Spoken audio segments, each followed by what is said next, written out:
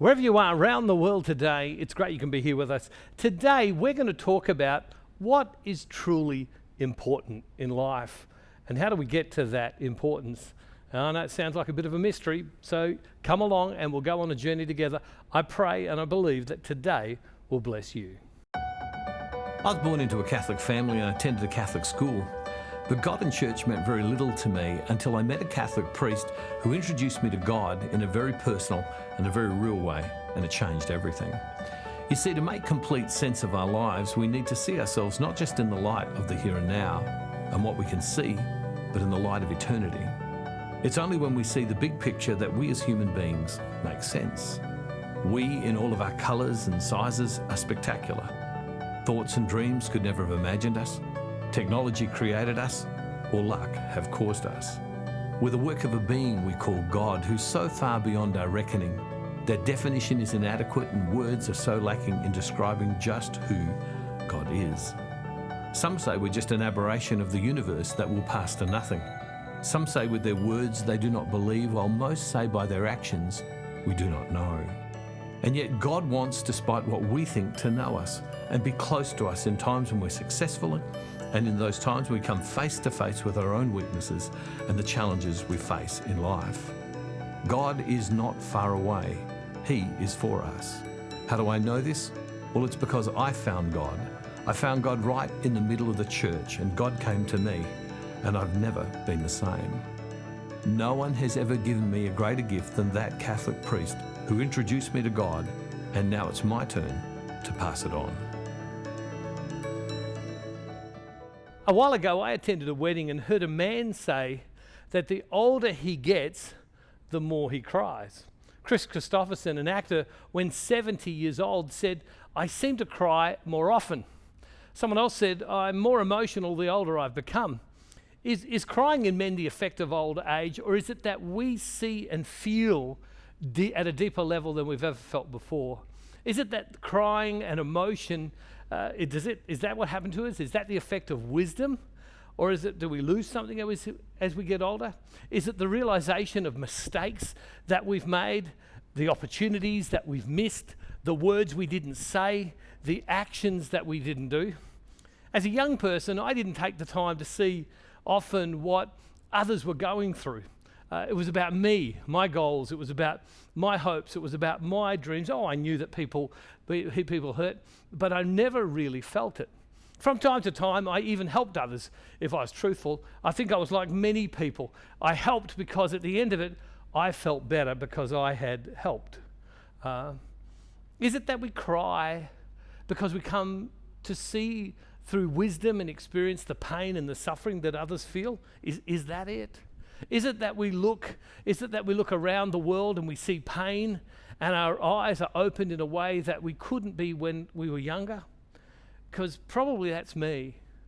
Is it that as we get older we see the child that misses out but we wouldn't have noticed before?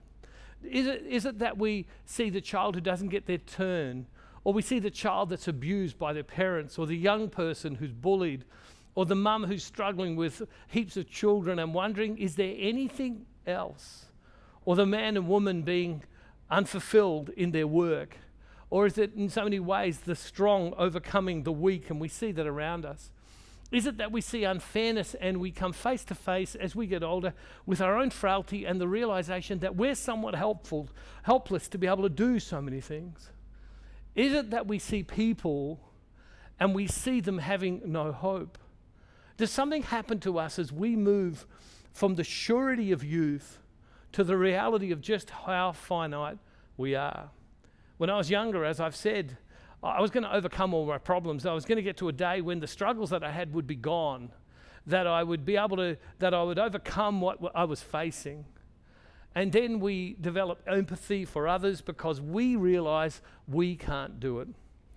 The truth is we live in a broken world. And in many ways, if we're truthful, there's something at times in us that's broken. We see siblings, our brothers and sisters who fight, parents who split, people who live in the same house but really are divided, countries that war, employers that take advantage over employees and vice versa and the other way. What is it? What is it that that happens to us as we get older, as we come face to face with the finite nature of who we are? I remember my dad. My dad died when he was 74 years old. He was a really fine man and a very strong man. He had an English background. He was very stoic in the way he lived his life. And as a boy looking up to my father, he was someone who was strong and sure.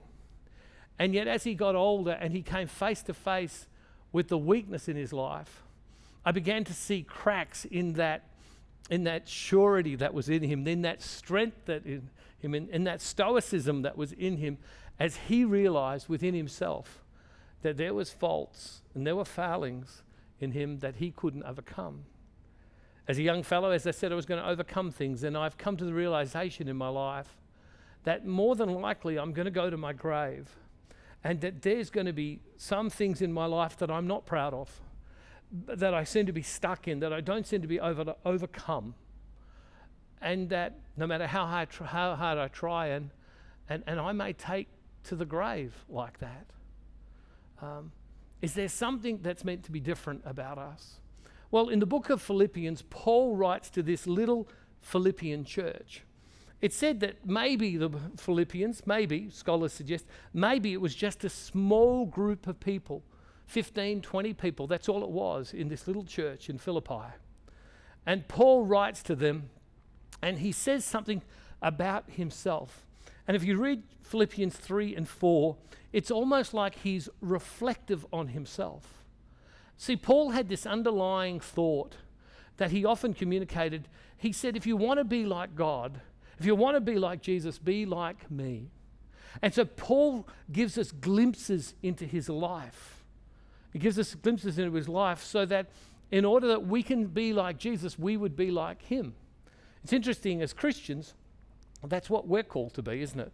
We're called to be those people where we say to everyone around us, be like me, because if you are like me, in some ways you'd be like Jesus.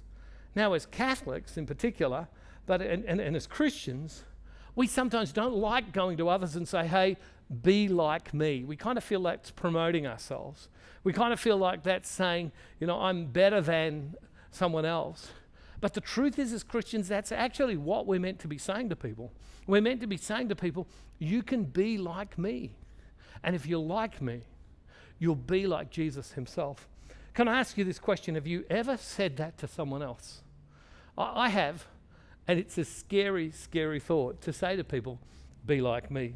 Well, Paul says something in Philippians chapter 4, verse 11, and it says, Paul says, not that I say this because of need, for I've learned in whatever situation I find myself to be self-sufficient. I know indeed how to live in humble circumstances. I know also how to live with abundance in every circumstance, and in all things I've learned the secret of being well-fed and of going hungry, of living in abundance and being in need. I have the strength for everything through him who empowers me. This is a beautiful reading. Paul gives us a hint into his life. And as he gives us this hint into his life, he says something about who he is and his relationship with God. See, there are many of us, when we stop and we look at our lives, we kind of think that we're going to achieve something and we're going to be something, and we achieve those things and we become things, but sometimes there can be that place of being hollow within us. And what we're invited into is a relationship with God. We're not invited into being church attenders. We're invited to being in a relationship with God that changes everything. And Paul comes along here and he says, I know how to live with lots. I know how to live with little. It's not the most important thing. Paul takes the world and he thinks in a completely different way. If we look at the life of Jesus, one of the things we see with Jesus when he comes along and he says, here, there's a new kingdom, there's a new way to live. What Jesus does so often is he takes the way of living and he turns it upside down. And he says, if you want to be first, be last. If you want to lead, serve. Jesus turned things upside down. And Paul does the same, because Paul comes along and Paul says, I know how to have lots, I know how to have little. It's not the most important thing. It's not the most important thing. I was born into a Catholic family when I was a baby, of course, and I went to a Catholic school. I have 2 older brothers, I have 2 younger brothers, and Mum and Dad took us to church every week, and I went along, but I've got to be honest, it didn't really mean a lot to me. I went to a Christian Brothers school, and if I was truthful, faith, that didn't mean a lot to me at all. Well, we moved into the country, and my 2 older brothers got to know the local Catholic priest. And the local Catholic priest would take them out on camping trips, and he was a fine man. He was a fine man, and he'd take these young boys away on weekends, and they would go out camping, and they would do all sorts of things. He'd come back on the weekends, he'd say his weekend masses, and then he'd take them out somewhere, he'd stop, he'd do homework with them all, and then he'd get them back in school for Monday. He married 2 of my brothers, one of the finest men that you would ever meet, just a fantastic fellow. But I never got to go. See, when you're a middle child and you've got a couple of older brothers, see, middle children, we have a problem. Middle children, we're too young to go hang out with the older ones, but we're too old to hang out with the younger ones, and so we kind of miss out on everything. It feels at times. Well, I never got to go on these camping trips, these camping weekends with this priest and my brothers and their friends because I was just that little bit small. Well, when eventually I remember thinking to myself, we moved cities, we moved back to the city, and I remember thinking to myself, I have to find a Catholic priest in my life, because if I can find a Catholic priest in my life, I'll be allowed to go out, because Mum and Dad let you go out with Catholic priests. And so I remember getting on my bicycle and I rode down to the local Catholic church, and I remember it was a Carmelite parish, a Discalced Carmelite parish with a priest that were there. And I remember I was a lot shorter than I am now, and I remember knocking on the door, and this priest comes to the front door, and he opens the door, and he looked down at me and he said, "Yes, can I help you?" And I looked up at him and I said, "I've come to visit." And he said, "You have?" And I said, "I have. I've come to visit." And he said, "Well, come in." And I came in and I went in, and there were all these priests there, and they sat and they talked with me and they gave me a cup of coffee, and I was only a young teenage boy. And I remember thinking, I'll get to go out with these priests, that they'll take me somewhere, that we'll go camping. And so anyway, I left there thinking that was my motivation. I left there that day, and I went home and I thought, well, that went very good. Next day after school, I come home, hopped on my bike, rode down there again, knock on the door. Priest comes to the door, said, "Can I help you?" I said, "I've come to visit." And so they brought me in, and again, they were just tremendous to me. And I started going day after day after day. And these priests would be always good to me. And there was one particular priest. His name is Father Des Williamson. And he particularly would spend time talking with me, and he was just the finest of men I've ever met, and a tremendously wise fellow. And I remember sitting with him, talking with him, and he never used to take me anywhere, and we never used to go anywhere, and never used to go camping or doing any of the fun things that my brothers had done with the priests that they had hung out with. So I thought one day, I need this priest to take me out, because that's what priests do. They go out on camps and they go out on weekends, and if I can get him to take me out, I'll get to go. Well, he never invited me, so this day I had this plan. What I'm going to do is I'm just going to wait. And I'm going to wait so long, and I'm going to overstay my welcome, that eventually he's going to say, well, I've got to go somewhere, and I'm going to say, where you going? And he's going to invite me. Well, sure enough, I went down there. I'm sitting with Father Des, and we're talking, and then all of a sudden, he looked at his watch. And I remember when he looked at his watch, I remember it begins.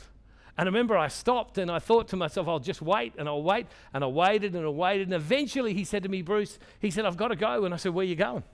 I was rude. I said, "Where are you going?" And he said to me, "I'm going to a meeting." And I said to him, "Can I come?" And he said to me, "No." And I remember being so disappointed and started walking away. And he said to me, and he saw me and he called me back. He said, "Come back here." And he said, "Listen, if you come next week," he said, "go home, talk to your parents, you can come next week." I didn't know where I was going, but I just knew that it was out and it had to be good. Well, the next week he turns up to pick me up from my parents' house. Mum and Dad said I could go. And he takes me down to the local Catholic primary school, which was the Infant Jesus primary school, grade school. And I go down to this primary school, and all the desks have been pushed back against the edges of the walls, and there's about 70 people there, and I'm just this young teenager, and everybody's old. And I remember years later, I was director of youth and young adult ministry for an archdiocese, and I remember talking to a group of 15-year-olds, and I remember saying to them, how old is old? And they said, anybody over 30. Well, I remember that day everybody was over 30, and so I was at an old event. And I remember thinking at some point in time, the fun is going to begin, whatever the fun is. Well, nothing happened. Eventually, come 7:30 in the evening, the priest who was leading, he stopped, and he said to everybody, okay, we can come now. And there was about 70 chairs in circles. And he said, you can all sit down. And I remember I didn't want to miss what was going to happen, so I went and sat on a desk against the wall. And as I'm sitting against the desk against the wall thinking, now some fun things are going to happen, all of a sudden someone stood up and they started saying some prayers. And they started singing songs. And what I realized pretty quickly is he had taken me to something I'd never been before. And to be honest, I wasn't all that particularly fussed about going to. He had taken me to a prayer meeting. And these people sang songs, and they couldn't really sing all that well. And they said some prayers. And I remember thinking, this is the most boring thing I've ever been to in my whole life. Well, at the end of the night, I hop in the car, he drives me home, and when we get to the driveway of our house, just out the front of our house, he says to me, well, we started 7 weeks of talks tonight, and if you come tonight, there's another 6 nights to go, and you're going to have to come for the other 6 nights. And I remember thinking, well, that's got to be the most boring thing at all, but I thought, well, at least it's a school night, and at least it's out. So anyway, I said okay, and I went back the next week. And every time I went, this priest, Father Des, would say to me, do you want to know Jesus? I didn't know what that meant. Do you want to know Jesus? But he'd ask me every week, and he started saying to me, he said, you could know Jesus as a friend. That Jesus doesn't have to be far away. That it isn't just about going to church on Sunday. It's not just about ticking the boxes and turning up. It's about a relationship with a real person. Well, I didn't understand altogether what that was. Until one day, he said to me, it was the 7th of November, 1972. Right, I'm that old. I was just a young teenager. And he walked up to me on this night and he said to me,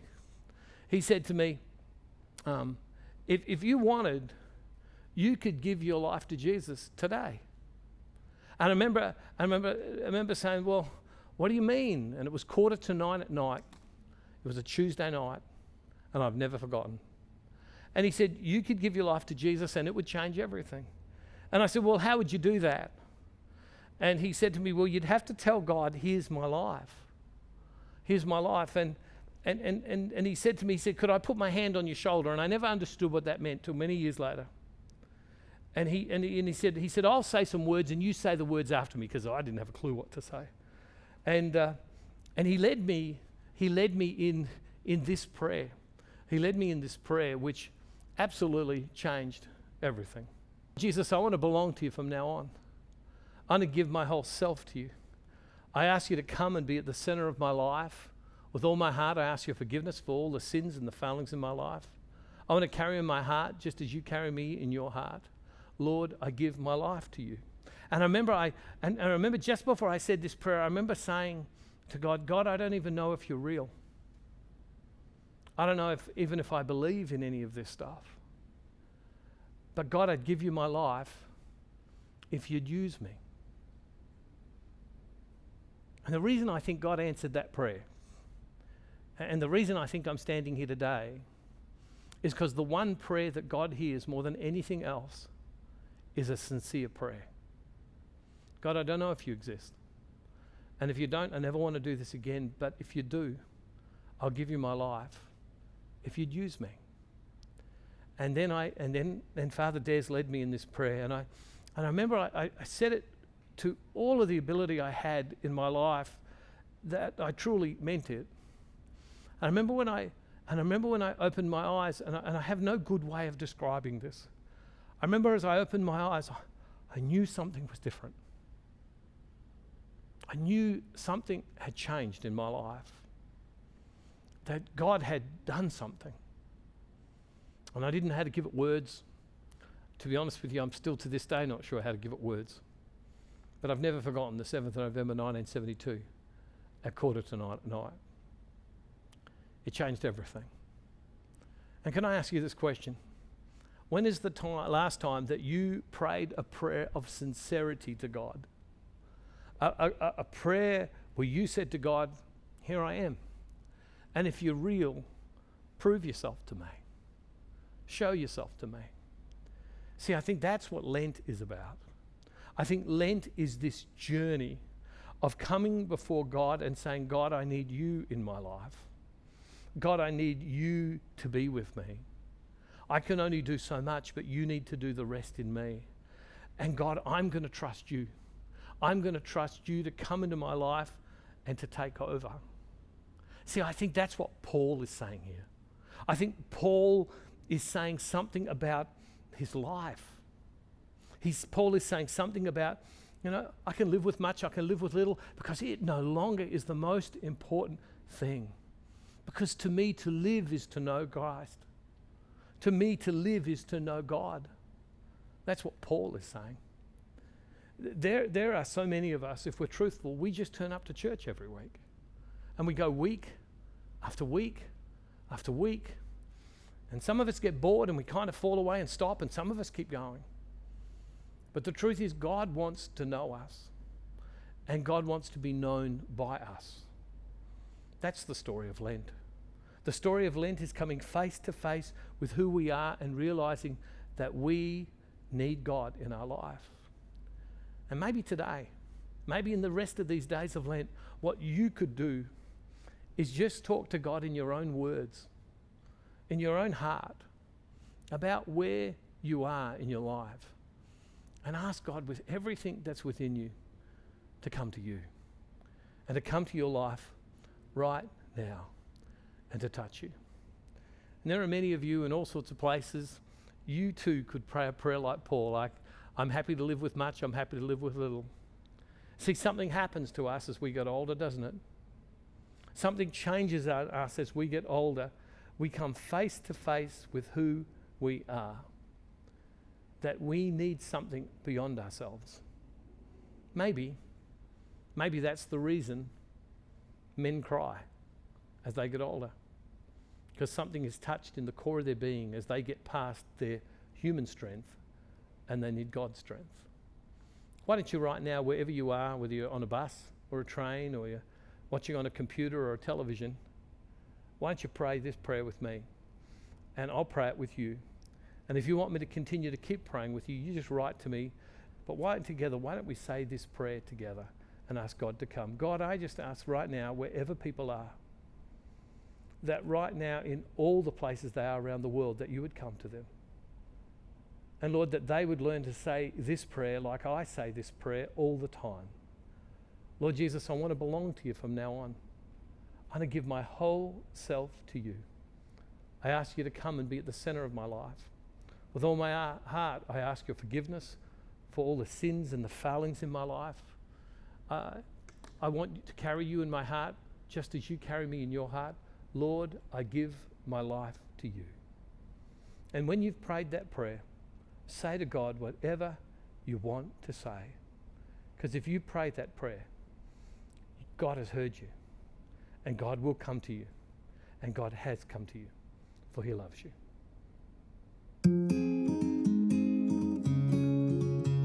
The church I see is a place where so many people give their lives away so that others can have better lives than the lives they would have had. It's a place where people do not ask for accolades or payback, but rather is a place where people literally give their lives for others so that they will ultimately live well and know the unceasing love of God. That's the church I see. I want to ask you if you would partner with us as we attempt to proclaim the gospel all over the world. Our goal in proclaiming the gospel is to bring people into a personal relationship with God. And just like Paul, whose life is completely affected, who knows how to live with much or little, That's the goal of our ministry, to lead people into the place where God calls them to be. Would you consider partnering with us? Keep us somewhere in your shopping list, and together, let's change the world. One of the most requested talks that I give is called Radical Forgiveness. It's about the power to be set free from hurt and the power to set others free. I'd love to send you as a free gift this Lent, this ebook. Go to thecatholicguide.com/radical forgiveness or write to me on the addresses on the screen for your free copy.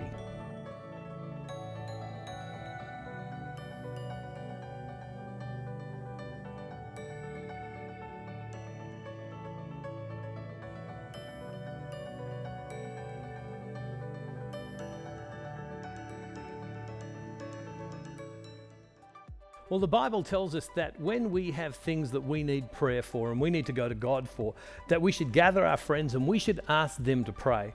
But sometimes it can be hard to find people to pray for us, so why don't you write to me on the addresses on your screen, and I and my prayer team, the people who pray for me and for you, will join with you in believing that God could be fantastic in your situation and your life. Well, if you didn't get to church this week, or for some reason you just don't think you can go to church right now, and you'd know the reason for that, I want you to know that God calls us to be a certain type of person, but it will require dedication in our life. And dedication means that we have to make some decisions in our life. And if you make those decisions in our life, it's amazing what you can achieve. Why don't you make the decision today to be dedicated? It's the doorway to freedom. Well, that's it. We'll see you next time. We'll see you at the same time in the same place, or you can go to thecatholicguide.com and watch the program all over again. Until then, remember, wherever you are around the world today, God is never far from you.